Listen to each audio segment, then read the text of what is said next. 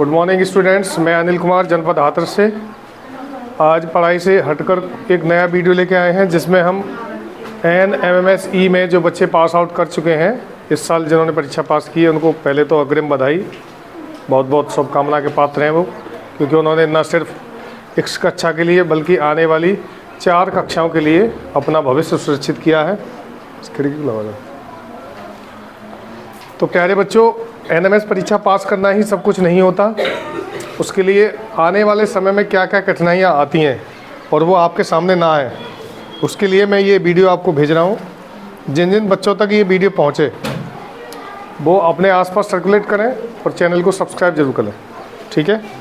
तो पहला पॉइंट है, जिन बच्चों ने परीक्षा पास कर ली है, ठीक है, 2024-25 की NMS की परीक्षा पास कर ली है। और एक बात और बता दूं बच्चों, इसमें टॉप आना, फर्स्ट आना, सेकंड आना, थर्ड आना मायने नहीं रखता। आप क्वालिफाई हो जाएं ये काफ़ी रहता है, क्योंकि परसेंटेज और मार्क ऑब्टेन्ड ये मायने नहीं रखते आपने कितने मार्क्स प्राप्त किए परीक्षा में। तो आप इस चीज़ को ज़्यादा जोर ना दें और इसके लेके हताश भी ना हो। तो पहली शर्त ये है, सबसे पहला नियम, कि आप सरकारी स्कूल में ही दाखिला लें। कक्षा 9 के लिए सरकारी या अर्ध सरकारी विद्यालय में ही पढ़ें। विद्यालय थोड़ी सी खोल लकड़ी की, बस में ही पढ़ें, ये पहली शर्त है। क्योंकि देखो, अगर आप प्राइवेट स्कूल में 9th में दाखिला ले लेते हैं तो प्राइवेट वाले बच्चों के लिए इस स्कॉलरशिप स्कीम की सुविधा नहीं मिलती है, पहली शर्त, ठीक है। दूसरी शर्त है, आप अपने सभी अभिलेख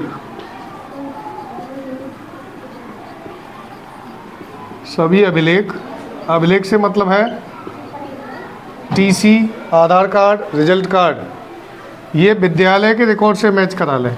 विद्यालय रिकॉर्ड से मैच हो, यानी विद्यालय में जो रिकॉर्ड है उससे मैच होनी चाहिए, नहीं तो आने वाले आपको जब आवेदन करेंगे तो उस समय दिक्कत होगी। ऑनलाइन आवेदन, जो बच्चे परीक्षा पास कर चुके हैं, और अधिकतर टीचरों को भी ये बात नहीं मालूम होती कि चलो टेस्ट पास कर लिया अब तो वजीफा आना शुरू हो जाएगा, लेकिन ऐसा नहीं है। टेस्ट पास करने के बाद आपको NSP 2.0 नेशनल स्कॉलरशिप पोर्टल 2.0 पर ऑनलाइन क्लेम फाइल करना पड़ता है। ऑनलाइन क्लेम फाइल करना है, यानी अपना फॉर्म भरना है कि हम इस छात्रवृत्ति के लिए पात्र हैं और हमें ये छात्रवृत्ति दे दी जाए। तो इसमें बच्चों सारे डॉक्यूमेंट्स अपलोड होते हैं, और जिस विद्यालय में आप पढ़ रहे होते हैं, मानो आप सरकारी स्कूल में पढ़ रहे हैं किसी में भी, तो उस विद्यालय का हेडमास्टर अपने यहाँ से एक बोनाफाइड सर्टिफिकेट को वेरीफाई करके भेजता है कि ये वो फलाना विद्यार्थी हमारे यहाँ का रेगुलर छात्र या छात्रा है और इसको ये स्कॉलरशिप दे दी जाए। और ये वाला काम बच्चों जुलाई अगस्त में होगा, जुलाई या अगस्त में, ठीक है। और साल के अंत तक, यानी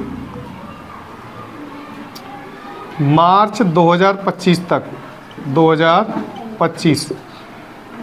सभी बच्चे जो परीक्षा पास कर चुके हैं वो अपना वजीफा जो है स्कॉलरशिप अपने अपने खातों में पा जाएंगे, या उनके खाते में स्कॉलरशिप आ जाएगी, ठीक है। अगला पॉइंट है,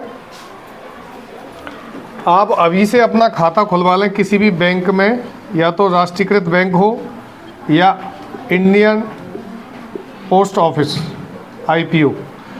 इंडिया पोस्ट ऑफिस जो है ये खाता खुलता है, कार्ड मिलता है जिसमें, या किसी भी राष्ट्रीयकृत बैंक, कौन बात कर रहा है पीछे, किसी भी राष्ट्रीयकृत बैंक में अपना खाता खुलवा लें। राष्ट्रीयकृत से मतलब है केवल इसमें ग्रामीण बैंक नहीं है, बाकी की कुछ प्रमुख बैंक जैसे Punjab national bank, Canara bank, state bank of India, bank of India, इनमें आप खाते खुलवा सकते हैं। यूनियन बैंक, इस तरह की बैंकों में। और सबसे ज़रूरी बात, जिसमें आपका रिजल्ट आया है, जिस पेज में रिजल्ट है आपका, जिसमें आपका नाम है, उस पेज को सुरक्षित रख लें, आगे काम आएगा। कुछ में रोल नंबर भी होता है, रिजल्ट वाला पेज जो है सुरक्षित रखें ताकि भविष्य में काम आ सके, ठीक है। जिसके पास ना हो, इंटरनेट पर रिजल्ट पड़ा हुआ है, और ये 5 मई तक रहेगा, तो उसको निकाल कर प्रिंट आउट को आप रख सकते हैं और आने वाले समय के लिए सुरक्षित रख सकते हैं। एक बात विशेष जो ध्यान देने वाली है, जिस भी विद्यालय में आप पढ़ रहे हैं वर्तमान में कक्षा 9वीं में, वहाँ के जो INO होते हैं यानी institute nodal officer, INO verify करेंगे फॉर्म आपका, DNO वेरीफाई करेंगे SNO को, और SNO वेरीफाई करेंगे दिल्ली। ठीक है, तो INO का मतलब है जो विद्यालय का प्रिंसिपल होता है वो किसी भी एक टीचर को INO नॉमिनेट कर देता है, तो वो आपका फॉर्म जो ऑनलाइन फॉर्म आप बैंक NSP पे भरेंगे वो इनके पोर्टल पे दिखेगा, कि स्कूल के पोर्टल पे शो हो जाएगा। तो यहाँ से जो फॉर्म शो होगा उसको INO वेरीफाई करके ये बच्चा हमारे यहाँ का ही है, DNO को भेजेगा यानी डिस्ट्रिक्ट नोडल ऑफिसर को। डिस्ट्रिक्ट नोडल ऑफिसर अपने यहाँ से वेरीफाई करके स्टेट नोडल ऑफिसर को भेज देंगे यानी प्रयागराज, और वहाँ से सभी बच्चों के वेरिफिकेशन के बाद ये दिल्ली मंत्रालय में पहुँच जाते हैं MHRD, और वहाँ से आपकी छात्रवृत्ति जनरेट होती है,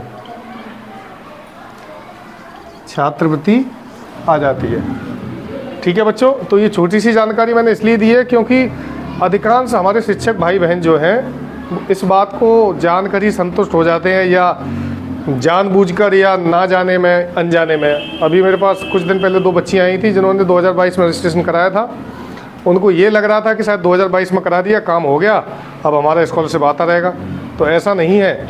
जैसा कि परीक्षा का नाम है national means cum merit exam, यानी राष्ट्रीय आय एवं छात्रवृत्ति योग्यता परीक्षा, तो योग्यता परीक्षा है बच्चों। ये आपको हर साल ये साबित करना होगा कि हम योग्य हैं, और 50% 50 से 55 के बीच SC OBC और 55 और 60 के बीच जनरल वाले बच्चों को नंबर लाने ही होंगे हर साल, तभी वे बच्चे अगले साल ऑनलाइन क्लेम फाइल करने के लिए पात्र माने जाएंगे।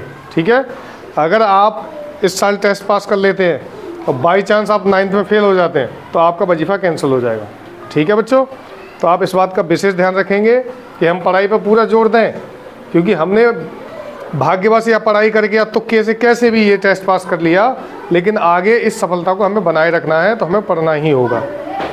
ठीक है, और इसके अलावा कोई जानकारी अगर आपसे रह जाती है, किसी भी जानकारी की टेक्निकल जानकारी के लिए मेरे इस नंबर पर आप कॉल कर सकते हैं 96 75 75 0076 और 82 186 51 305।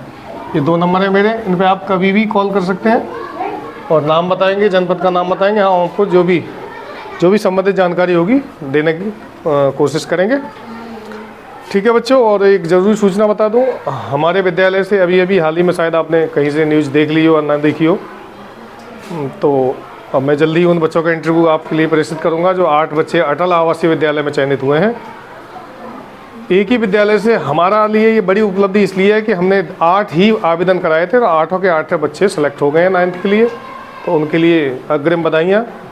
और चैनल से जुड़े रहिए इसी तरह की जानकारी के लिए, और आगे भी जानकारी देते रहेंगे। Thank you very much.